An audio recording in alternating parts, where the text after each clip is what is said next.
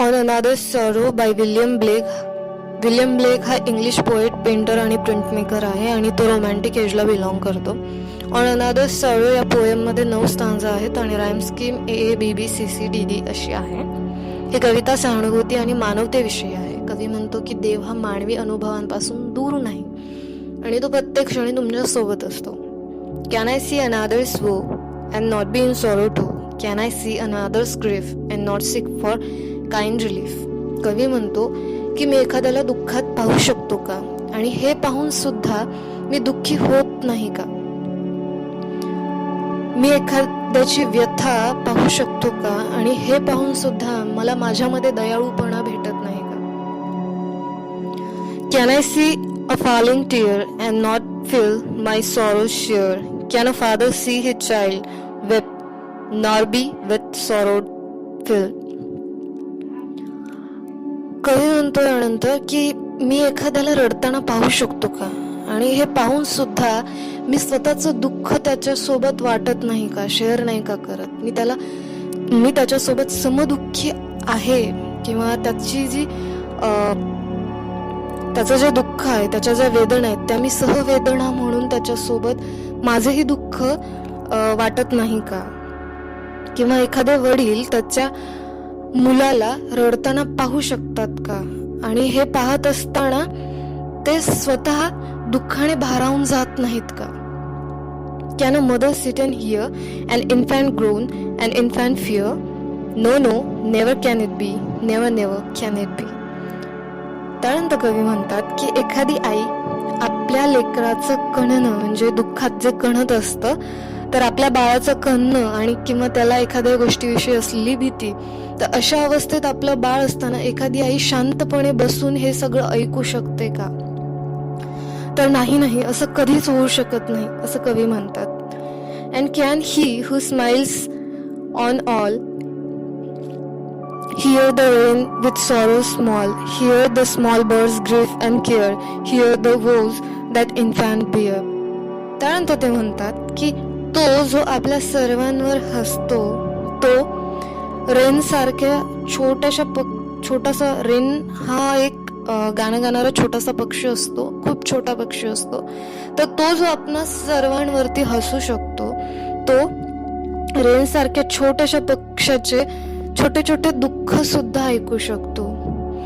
छोटे छोटे जे पक्षी असतात त्यांच्या व्यथा, त्यांची काळजी तो ऐकू शकतो आणि बाळ ज्या यातना, जे दुःख सहन करत असतो तेही तो ऐकू शकतो. And not sit beside the nest pouring pity in their breast, and not sit the cradle near weeping tear on infant's tear.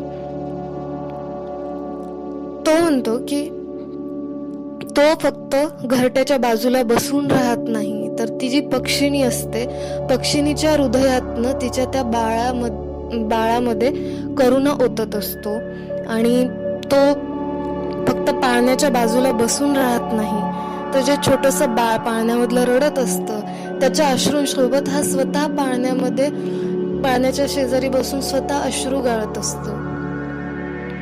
And not sit both night and day wiping all our tears away. No, no, oh no, never can it be, never, never can it be. त्यानंतर कवी म्हणतात की असं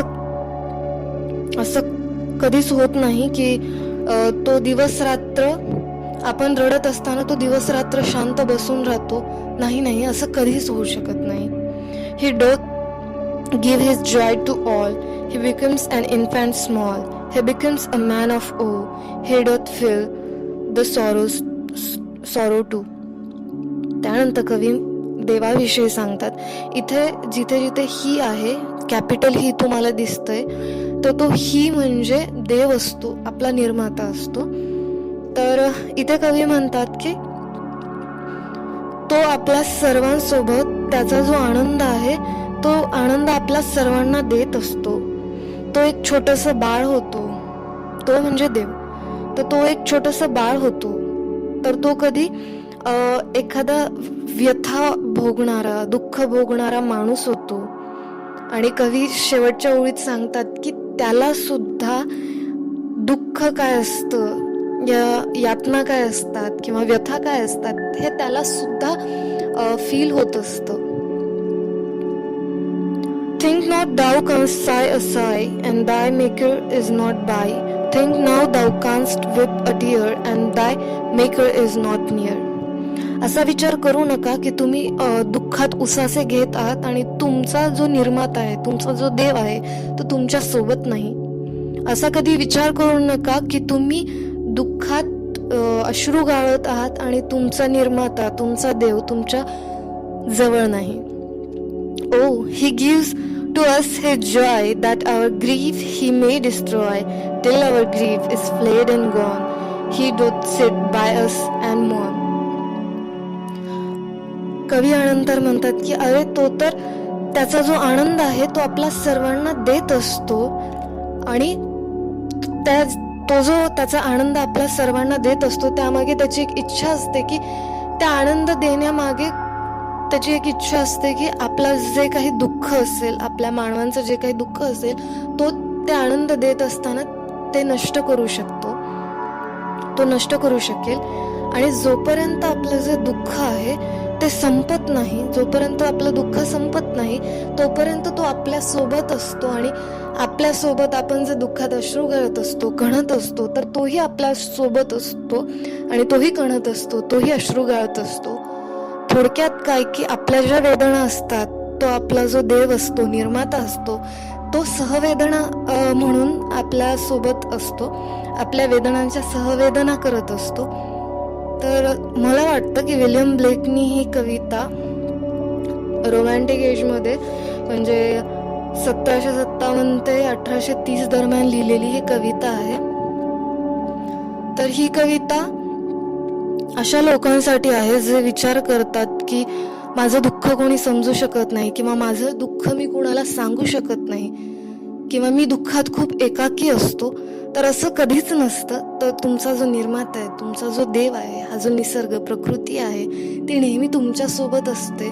तुमचं दुःख जे तुम्ही कुणालाच नाही सांगत ती नकळतपणे ऐकत असते आणि त्याच्यावरती सोल्युशन फाइंड आउट करण्याचं ती काम करत असते. तुम्हाला आनंद कसा लवकरात लवकर दिला जावा याच्याच प्रयत्नात देव असतो.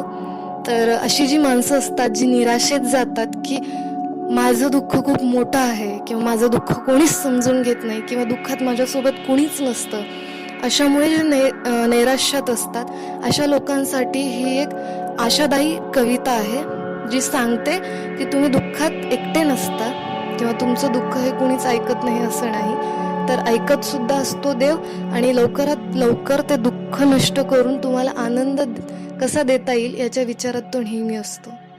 थँक्यू.